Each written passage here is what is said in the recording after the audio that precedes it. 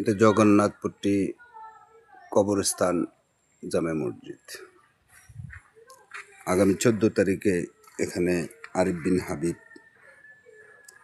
মাহফিল করবেন। এটা একটা কবরস্থান। আমরা জানি সবাই কবরস্থান আসলে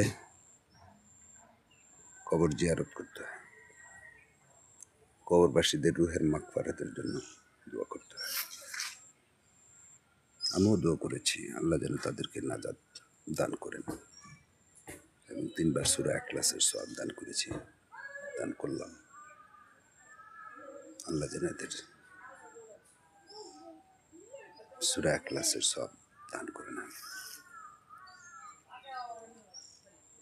দুনিয়ার বুকে যে যেমন আমল করেছে, আজ কবরের বাসিন্দা যারা আছেন তারা ওই পরিমাণ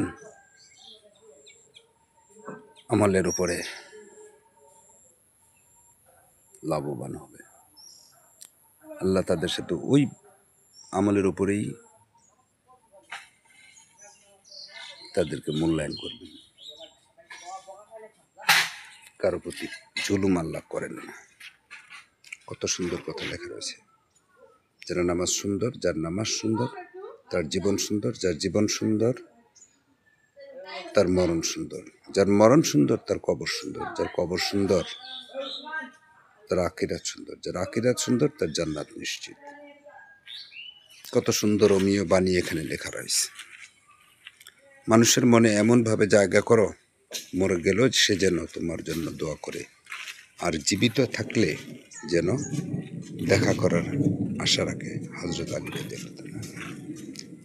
থাকিতে পিতা মাতা করিও যতন, হারাইলে বুঝিবে সেদিন হারাইয়াছ মানিক রতন। তুমি যদি এত অধিক পরিমাণ পাপ কাজ করে থাকো যে তা আকাশ সমান উঁচু হয়, এরপরও অনুতাপের সাথে তওবা করো, তবু তোমার তওবা কবুল হবে, প্রত্যাখ্যান হবে না। তিরমিজি। তুমি আল্লাহর নিকট ক্ষমা প্রার্থনা করো, নিশ্চয়ই আল্লাহ ক্ষমাশীল ও দয়ালু।